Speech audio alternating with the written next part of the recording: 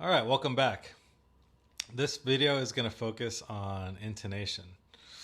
And we're going to be using a lot of examples from Handel's Allegro. So if you don't have it pulled up already, go ahead and download it or get out the book if you have it. When we talk about intonation, I like to focus on hand shapes. And a lot of times what that means is simply practicing the scale that corresponds to the piece that you're playing. Now, Handel's Allegro is in G minor, and for my advanced students, we can go into a bit of the theory on how to work that out. If you recall, our order of flats is B, E, A, D, G, C, F. And you can come up with an acronym to help you remember that. In Handel's Allegro, we have B flat and E flat. And if you remember the rule of flats, to find the major scale, then you find the second to last flat. In this case, it's B flat. So if this was in a major key, that key would be B flat major. If you find the sixth scale degree of B flat major, you're gonna come up with G. Now, if you look at the piece, our tonal center is G. So that leads us to conclude that the piece is in G minor. A lot of Baroque era pieces are in melodic minor, or include a lot of melodic minor in the phrases.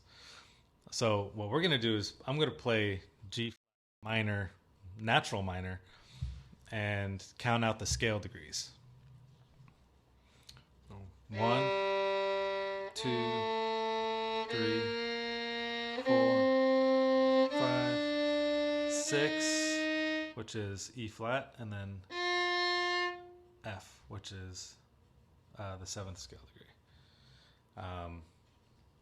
So our notes that are going to be included in the melodic minor scale are E natural, the E flat gets raised a half step to E natural, and then F gets raised a half step to F sharp. So you can look in the piece and find plenty of cases where you see E natural and F sharp. So the appropriate scales to practice for this piece would be G minor and G melodic minor. So I'll go ahead and play G melodic minor for you.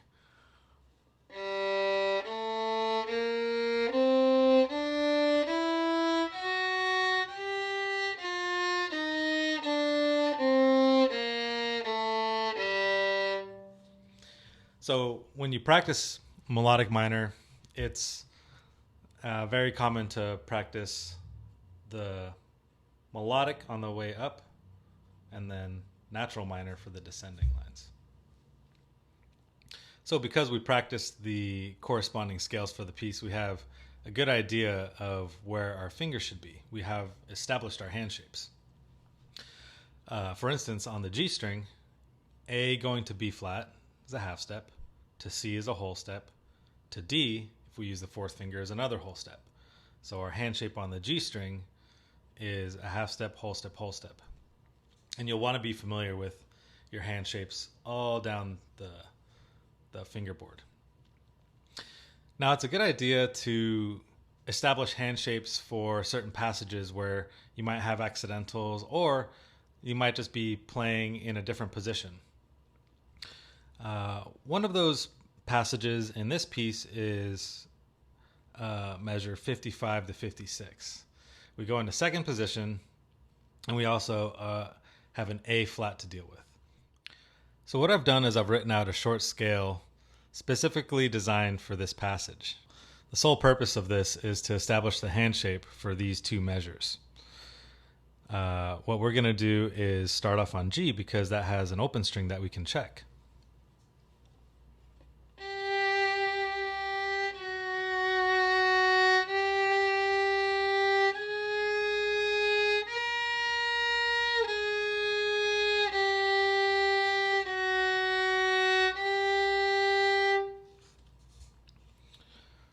We have a half step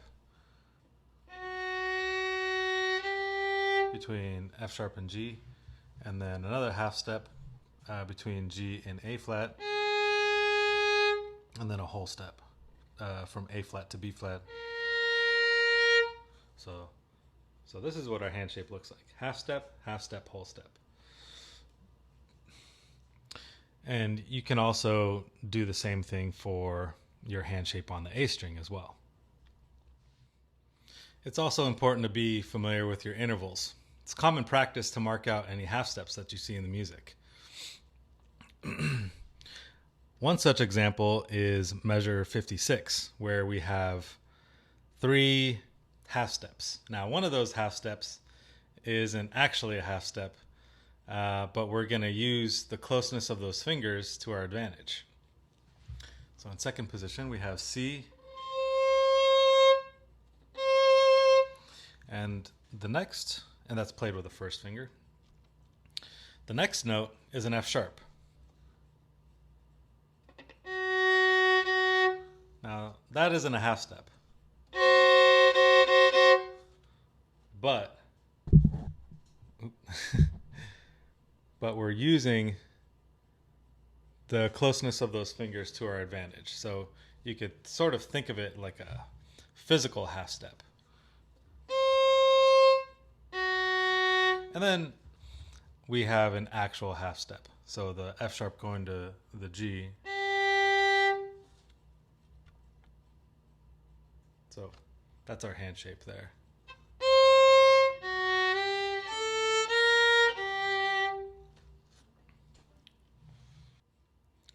On the topic of intervals, it's also really important to know how far you're traveling when you're making a shift. If we look at measure 54 going into 55, we see a shift from first position into second position.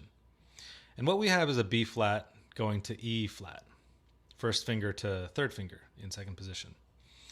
However, it wouldn't be a bad idea to practice going from third finger to third finger. In G minor, in first position, our third finger is on D. And then in second position, to hit E flat, it's just a half step up.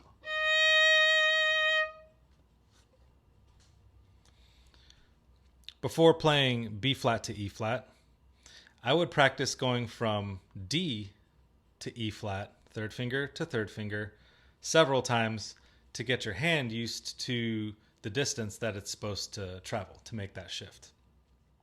Another thing to keep in mind is that ascending lines are always easier to practice than descending lines. Whenever you're confronted with a descending line and you're having a hard time with it, it's always a good idea to just practice it backwards. If you take a look at measure 6 in Handel's Allegro, we have a bit of a descending line.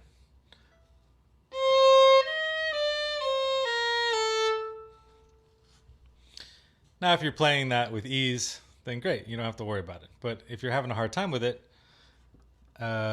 just try practicing it backwards. No slurs, and just go slowly.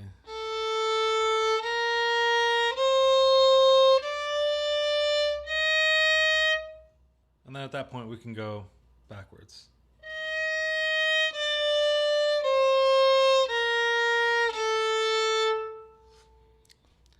At that point, it's a great idea to get at least 5 repetitions to really establish that hand shape, which would be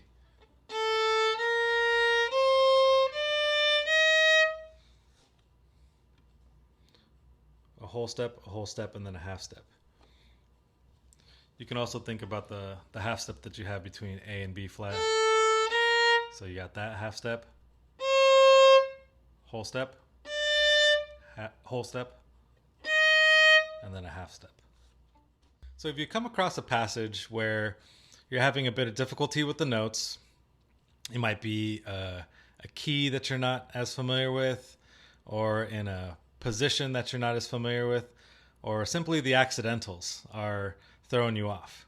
Go ahead and take notes from the melody, and if there's any gaps, fill them with notes from the corresponding scale, whether it's the natural minor or melodic minor. You can decide which one is most appropriate. Go ahead and do that. Build your hand shape.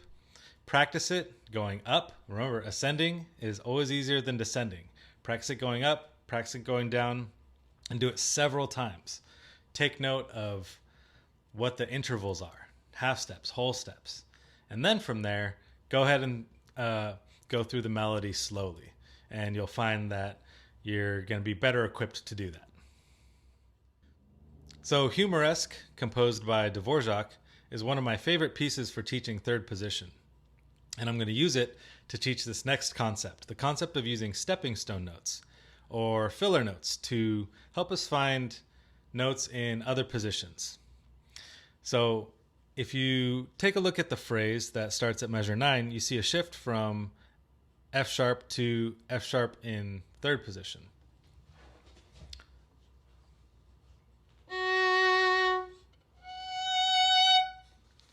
So just knowing that it's an octave, we're going from F sharp to F sharp, that's great to know because we know what we're going to be listening for.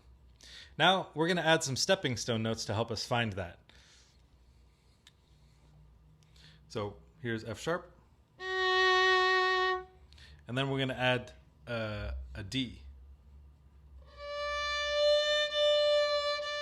Right, we can tune it.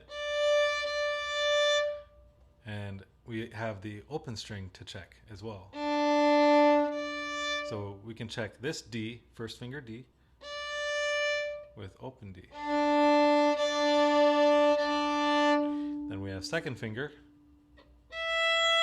another stepping stone note, and we could check that with open E. And then a whole step above that is F sharp.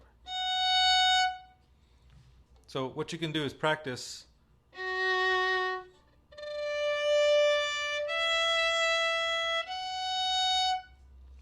just like that several times. And what you're doing when you practice stepping stone notes is you're not just finding the one note, but you're establishing your entire hand shape. And you can see that it's not for nothing. We do use E and we do use D right after that F sharp. So it's going to benefit us to not just know the F sharp, but also the other notes in our hand shape on that string in that position. If you take a look at measure 10 going into 11, we have another shift. And I love this one too because we have an A going to an A.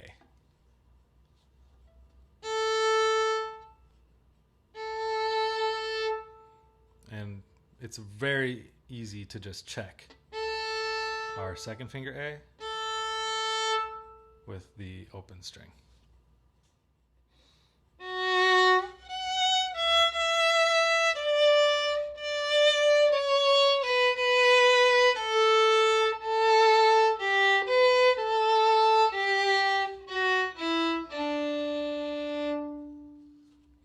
So one of the most common bits of advice I give students regarding intonation is to simply check notes with open strings.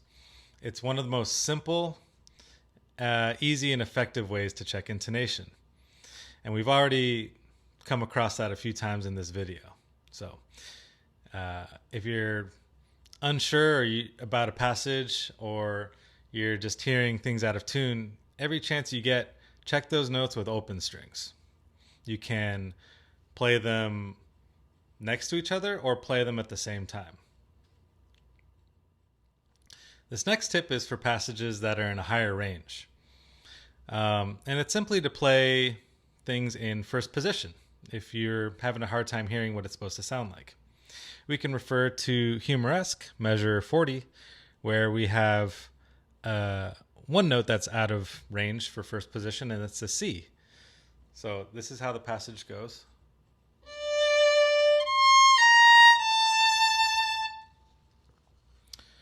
If you're having a hard time hearing that, you can play it in first position. So what we're going to do is lower it an octave. So we have a D, and then a C, and then a B flat, and then an A. And I would recommend playing that several times to really get it in your ear, and then try it again in third position. Kind of going back to what we were talking about earlier, establish that hand shape. That is a descending line you have going from C to B flat to A. So I recommend playing that backwards. Play it ascending. You have A, which you can obviously check with open A, or play them together. If it's out of tune, it'll tell you. It'll sound like a horror movie. And then our next note is a B flat. Is it half step or is it a whole step? It's a half step. So, and then B flat to C is a whole step. So practice going.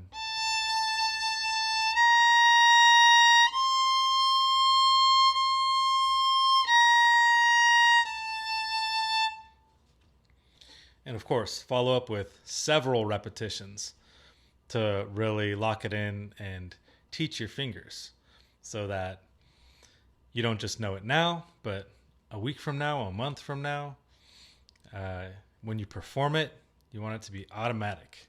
You want to establish that strong muscle memory through several correct repetitions. Another thing you'll want to listen for is the resonance in your playing. This is often referred to as tonalization. And what that means is when you play in tune, your violin will be louder. The complexity of the tone will shine through, and you'll have more sustain. Or in other words, the note will last longer even when you're done with your bow stroke. I do recommend trying this at home. Play a note in tune and listen for the resonance. Listen for the sound of the violin opening up, and then try playing a note intentionally out of tune, and you'll see, in contrast, how dead it sounds. You'll have virtually no sustain. Once you're done with the bow stroke, the sound will pretty much drop off. So listen for the resonance in your playing, and this will tell you if you're playing in tune or not. All right, so one final tool that you could add to your tool belt is to simply listen to the piece that you're working on. Simple as that. Not once, but every day. Listen to it so much that you can hum the piece the entire way through.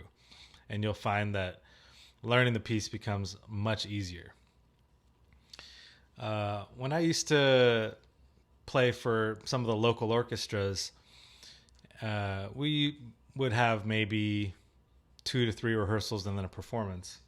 And one of my favorite moves was to just listen to whatever it was that we were performing. If you're doing classical music, or most other music, unless you're writing it yourself,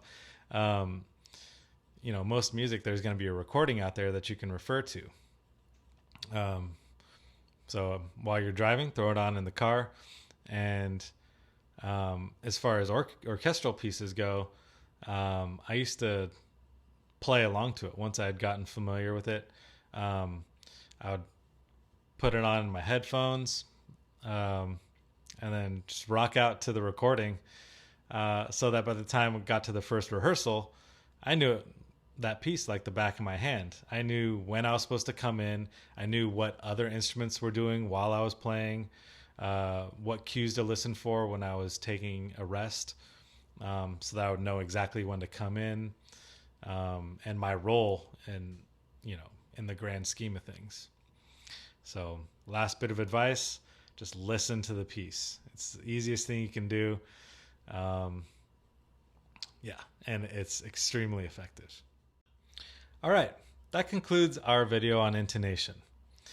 So just to recap, you're going to want to establish your hand shapes. You start that by playing the appropriate scale or scales for the piece. And you could also create little mini scales for a particular passage to establish your hand shapes.